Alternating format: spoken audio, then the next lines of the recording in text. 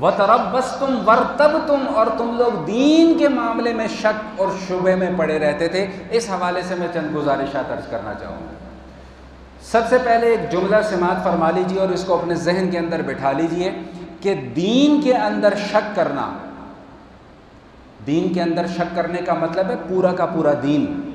پورے کے پورے دین کا مطلب یہ ہے کہ کلمہ، نماز، روزہ، حج سے لے کر دین کا ایک چھوٹے سے چھوٹا مسئلہ جو دین کا مسئلہ ہو، اس کے بارے میں شکوک اور شبہات میں مبتلا ہو جانا یا کسی کو مبتلا کر دینا۔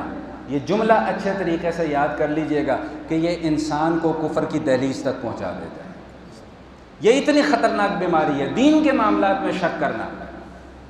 وَارْتَبْتُمْ، تم لوگ دین کے معاملے میں شک میں پڑے رہتے تھے، پتہ نہیں واقعی یہ دین سچا بھی ہے کہ نہیں ہے، پتہ نہیں یہ جو بندہ جو ہے جس کا نام محمد، سب بولے بھائی صلی اللہ علیہ وآلہ وسلم، یہ پتہ نہیں سچی باتیں کرتا بھی ہے کہ نہیں کرتا، پتہ نہیں یہ قرآن اللہ کی طرف سے نازل ہوا ہے کہ نہیں ہوا۔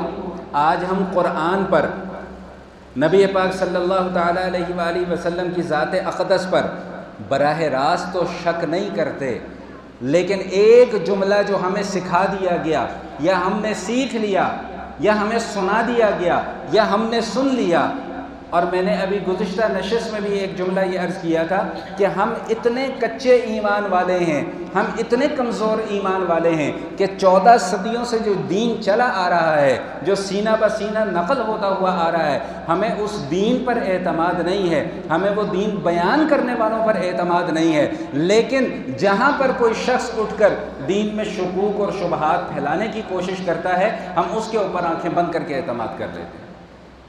ہم اتنے کچے کانوں کے ہیں، ہم اتنے کمزور اعتقاد والے لوگ ہیں۔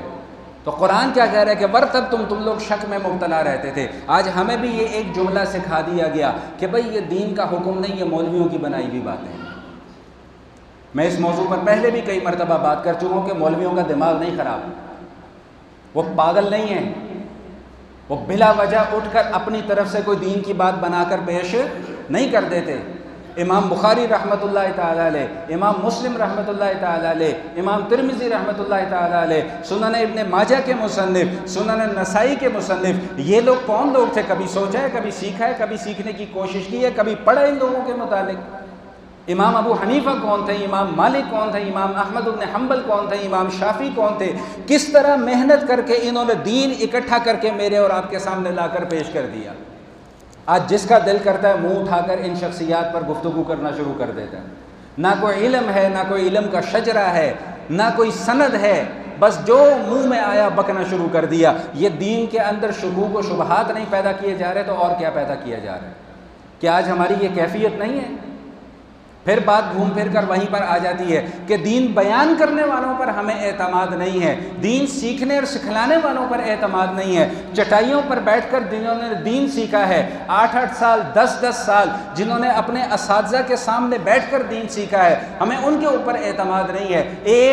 ایک نومولود جس کا نہ کوئی علمی شجرہ نسب ہے، نہ اس کو کوئی جانتا ہے، نہ اس کی حقیقت سے کوئی آشنا ہے، وہ یوٹیوب کا چینل بنا کر آتا ہے، یوٹیوب پر بیٹھتا ہے، میرے اور آپ کے اذہان کو خلط ملط کر دیتا ہے، دین کے متعلق شکوک و شبہات پیدا کر دیتا ہے، بزرگ ہستیوں کے متعلق شکوک و شبہات پیدا کر دیتا ہے، اور ہم لوگ ایسے کچے کانوں کے کہ ہم ان شکوک و شبہات کا شکار ہو جاتے ہیں۔ اور ان شکوک و شبہات کا شکار ہو کر سب سے پہلا کام جو ہم کرتے ہیں وہ کیا؟ ہم اپنے ہی علماء کے اوپر اعتراض کرنا شروع کر دیتے ہیں، جن سے ہم نے دین سیکھا ہوتا ہے، دین کی ابتدائی تعلیم سیکھی ہوتی ہے، انہی پر جا کر ہم الٹا اعتراض کر رہے ہوتے ہیں کہ مولویوں کو تو پتہ ہی کچھ نہیں ہے۔ آج 1400 سال کے بعد ہم دین بیان کر رہے ہیں،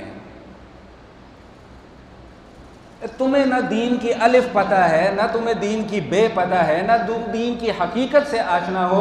عربی کی عبارت تو تم دیکھ کر پڑھ نہیں سکتے، عربی کی حدیث تو تم دیکھ کر پڑھ نہیں سکتے، نہ تمہیں سند کا پتہ، نہ تمہیں متن کا پتہ، چلے علماء کے اوپر اعتراض کرنے۔ عجیب سی بات نہیں ہے؟ کوئی ڈاکٹر ہو نا، ڈاکٹر، میں اگر کسی ڈاکٹر کی غلطی نکالوں تو میرا حق بنتا ہے کہ میں کسی ڈاکٹر کی غلطی نکالوں۔ ایک ڈاکٹر نے نسخہ اگر لکھ کے دے دیا دواؤں کا، تو میں ڈاکٹر صاحب بھی یہاں پر بیٹھے ہوئے، شاید 2-4 اور ڈاکٹر حضرات بھی بیٹھے ہوں، تو آپ کو ایک نسخہ لکھ کر دیں اور میں جا کر آپ کو کہوں کہ ڈاکٹر صاحب یہ نسخہ آپ کا ٹھیک نہیں ہے، تو یہ جملہ میں پہلے بھی کئی مرتبہ عرض کر چکا ہوں کہ وہ آپ سے 2000 روپیہ فیس بھی لے گا، 4 باتیں بھی سنائے گا اور گیٹ آؤٹ کہہ کر اپنے کلینک سے باہر بھی نکال دے گا۔ دین اتنا لاوارث ہو گیا، دین کے رکھوالے اتنے لاوارث ہو گئے کہ جس کا دل کرتا ہے منہ اٹھا کے دین پر باتیں کرنا شروع کر دیتا ہے۔ قرآن کیا کہہ رہا ہے کہ وَارْتَبْتُمْ، تم لوگ شک میں پڑ گئے تھے دین کے متعلق۔ آج ہماری بھی یہ کیفیت ہے کہ ہمیں دین کے متعلق شکوک و شبہات میں مبتلا کیا جا رہا ہے۔ ڈاکٹر اسرار صاحب رحمۃ اللہ تعالیٰ علیہ کا ایک رسالہ چھوٹا سا میں نے کہیں پر پڑھا، میرے مطالعے میں آئی وہ بات، تو انہوں نے جرمن کے ایک ڈاکٹر کا حوالہ دیا، غالباً ڈاکٹر گومبلز اس کا نام انہوں نے لکھا ہوا ہے، اب پتہ نہیں حقیقت میں کیا نام تھا کیا نام نہیں تھا۔ وہ کہتے ہیں کہ وہ ڈاکٹر گومبلز یہ کہا کرتا تھا کہ جھوٹ اتنا بولو اتنا بولو اتنا بولو کہ لوگ اسے سچ سمجھنا شروع کر دیں، اور اگر کم از کم لوگ اسے سچ نہ بھی سمجھیں تو جو سچ ہو اس کے متعلق شک میں پڑ جائیں۔ آج ہماری بعینی یہی کیفیت ہے کہ جو دین ہمارا اصل دین تھا اس کے متعلق اتنا جھوٹ پھیلایا جا رہا ہے، اتنا جھوٹ بولا جا رہا ہے کہ لوگ اس کو سچ سمجھنا شروع ہو گئے ہیں، اور جنہوں نے سچ نہیں بھی سمجھا تو وہ جو سچ تھا اس کے متعلق شکوک و شبہات میں مبتلا ہو گئے۔ یہ مولوی تو بس ایسے ہی باتیں کرتے رہتے ہیں، یہ تو مولویوں نے باتیں بنا دی ہیں۔ میرے پاس ایک اسٹوڈنٹ آیا یونیورسٹی کا، کہتے جی ہمارے فزکس کے پروفیسر صاحب ہیں، وہ یہ کہتے ہیں کہ یہ شلوار ٹخنوں سے اوپر کرنا یہ کیا مولویوں نے ایسی باتیں بنا کر پھیلا دی ہیں۔ تو میں نے کہا کہ پہلی بات تو یہ ہے کہ فزکس کے پروفیسر کا کام فزکس پڑھانا ہے، اسلامیات پڑھانا نہیں ہے۔ اس سے کہو بھائی فزکس پڑھائے جو تیرا کام ہے، یہ تو سینہ گداز باتیں ہیں۔ کہتے ہیں جی سینہ گداز، میں نے کہا بھائی پورا کا پورا دین ہی سینہ گداز ہے۔ کیا قرآن سینہ بہ سینہ نقل ہوتا ہوا ہم تک نہیں پہنچا؟ کیا حدیث سینہ بہ سینہ نقل ہوتی بھی ہم تک نہیں پہنچی؟